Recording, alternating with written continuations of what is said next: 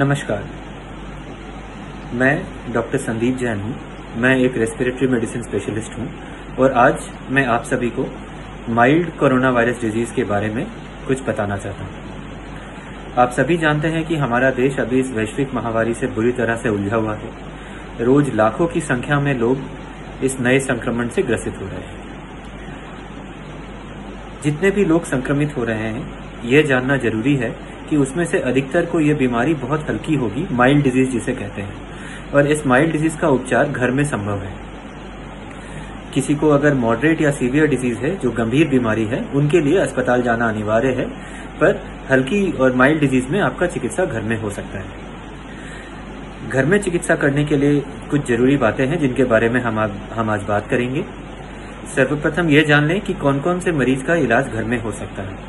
वे मरीज जिन्हें uncontrolled sugar या मधुमेह ना हो, अनकंट्रोल्ड हाइपरटेंशन ना हो, कोई किसी तरह की कैंसर की बीमारी ना हो या कोई और क्रॉनिक बीमारी जैसे कि किडनी की बीमारी या लीवर की बीमारी ना हो, उनका इलाज हम घर में कर सकते हैं। घर में इलाज करने का सबसे पहले जो जरूरी है कि आप खुद को आइसोलेट कर लें।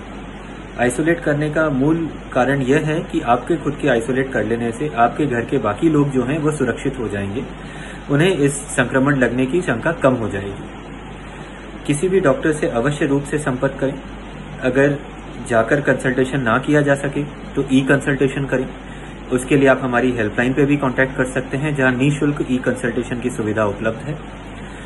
इस बीमारी में मूलतः कुछ दवाइयां हैं और बाकी कुछ लाइफस्टाइल मॉडिफिकेशन है जिसका आपको ध्यान रखना है। सबसे पहले मॉडिफिकेशन के बारे में बात करें। आपको यह ध्यान रखना है कि आप कम से कम 2 से 3 लीटर पानी रोज पी रहे हैं। शरीर में पानी की पर्याप्त मात्रा बनाई रखनी है। अगर किसी भी तरह का कोई आपका पानी का यह दिशा निर्देश ना हो कि कम पानी पीना है, तो आप 2 से 3 लीटर पानी जरूर पिएं। इसके साथ पौष्टिक आहार लें और दूसरों से दूरी बनाए रखें। कमरे के अंदर भी मास्क लगाए रखें और अगर आपके घर वाले कोई आपकी सेवा करने के लिए आपके पास आ रहे हैं तो वे भी मास्क लगाए रखेंगे। आप सर्जिकल मास्क भी लगा सकते हैं और N95 मास्क भी। घर वालों के लिए अलग अगर संभव हो तो N95 मास्क लगाना है, नहीं तो 2 सर्जिकल मास्क एक के ऊपर एक या फिर एक सर्जिकल मास्क और एक कपड़े का मास्क लगा सकते हैं। दवाइयां बहुत ही सीमित हैं इस बीमारी में। ये दवाइयां आपको चिकित्सक से परामर्श करने के बाद ही लेनी है। आइवरमेक्टिन नाम की जो दवाई है वह 5 दिन का कोर्स है। डॉक्सीसाइक्लिन नाम की एंटीबायोटिक डॉक्टर साहब प्रिस्क्राइब कर सकते हैं। विटामिन सी और जिंक जो है ये सपोर्टिव मेडिसिन है।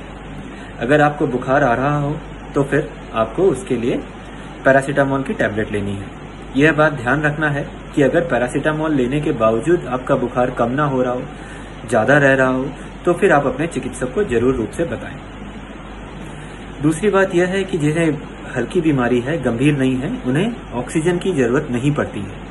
आप घर में हर 4 से 6 घंटे में एक पल्स ऑक्सीमीटर लेकर अपना ऑक्सीजन और पल्स लेवल नापते रहें। अगर ऑक्सीजन लेवल आपका 94 से कम है तो इमीडिएटली तुरंत से तुरंत अपने चिकित्सक को बताएं और वह उसके हिसाब से उचित कार्रवाई करेंगे। हो सके तो दूसरी दवाइयां भी देंगे आपको। वे दवाइयां आपको खुद से नहीं लेनी है, चिकित्सक के परामर्श के बाद ही लेनी है। यह ध्यान रखना है कि कोरोना आने का मतलब यह नहीं कि आपको ऑक्सीजन की जरूरत पड़ेगी ही। तो अगर घर में किसी को कोरोना है तो आपको ऑक्सीजन सिलेंडर या ऑक्सीजन कॉन्सेंट्रेटर संग्रह करके रखने की जरूरत नहीं है। वह सिर्फ गंभीर मरीजों के लिए ही होता है।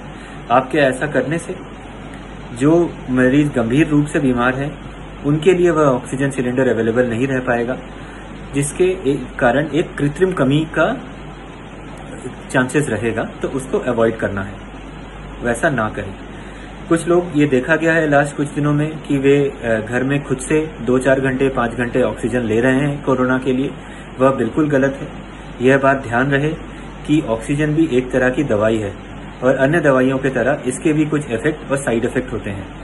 तो ऑक्सीजन का जब तक जरूरत ना हो इस्तेमाल नहीं करना है। मूलतः आपको सिर्फ यह ध्यान रखना है कि आप खुद को आइसोलेट रखें, अच्छी तरह से पौष्टिक आहार लें, पर्याप्त मात्रा में जल लें, चिकित्सक के द्वारा बताई गई दवाइयों का नियमित पालन करें, समय के अनुसार लें और फिर से कहना चाहूंगा कि खुद को आइसोलेट करके रखें और ऑक्सीजन का संग्रह ना करें।